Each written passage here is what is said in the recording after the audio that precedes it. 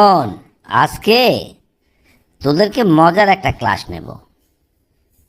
বিষয়টা হচ্ছে এরকম, আমি তোদেরকে একটা ধাঁধা ধরব, উত্তরও বলে দেব। পরবর্তীতে ওই ধাঁধাটা তোরা অন্যভাবে বলতে পারিস নাকি দেখ দেখি। পারবো না মানে স্যার, এ তো দেখছি মজাই মজা।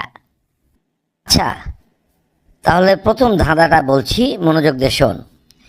এমন কি জিনিস যা দেখলে অনেকেই ভয় পায়, কিন্তু হাতে নিলে আর কোনো ভয় থাকে না? জিনিসটা হচ্ছে সাপের খোলস। এটা দিয়ে তুই পারবি সুন্দর একটা ধাঁধা বানাতে? অবশ্যই পারবো স্যার। থামুন, আমাকে একটু চিন্তা করতে দিন। পেয়েছি স্যার, পেয়েছি। দূর থেকে দেখলে বুক কেঁপে ওঠে, কাছে গিয়ে ধরলে ভয় কেটে যায়। বলুন তো সেটা কি? সেটা হবে স্যার সাপের খোলস বা সাপের ছাল। পেরেছি স্যার। বলুন তো ধাঁধাটা কেমন হয়েছে? দারুণভাবে বানালি বাবা, তুই এ বুদ্ধি পেলি কোথায়? আচ্ছা ঠিক আছে, আর একটা বলছি, মনোযোগ দিয়ে শোন। এমন কি জিনিস যা মানুষ নিজের টাকায় কিনে কিন্তু নিজে কখনো ব্যবহার করতে পারে না? তাহলে উত্তরটা তোকে বলছি। উত্তরটা হচ্ছে কফিন। একেবারেই সোজা স্যার। এটা দিয়ে আমি 2-3টা ধাঁধা বানিয়ে দিতে পারি। 2-3টা পারবি? আচ্ছা ঠিক আছে, বল দেখি।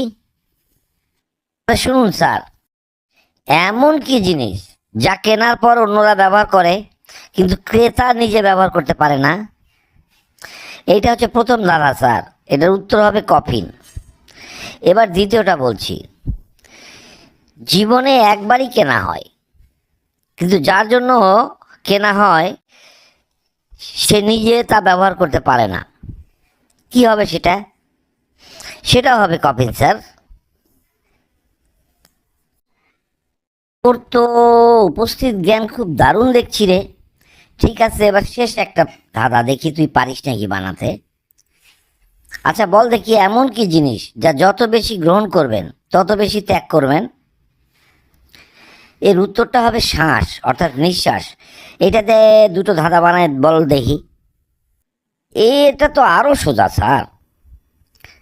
আচ্ছা বলছি, এমন কি জিনিস যা ভেতরে নিলে কিছুক্ষণ পর আবার বাইরে ছাড়তেই হয়? এটার উত্তর হবে স্যার শ্বাস। অথবা আপনি বলতে পারেন, যত বেশি টানবেন তত বেশি ছাড়তে হবে। বলুন তো সেটা কি? সেটাও হবে শ্বাস স্যার। আরও একটা আপনাকে বলছি।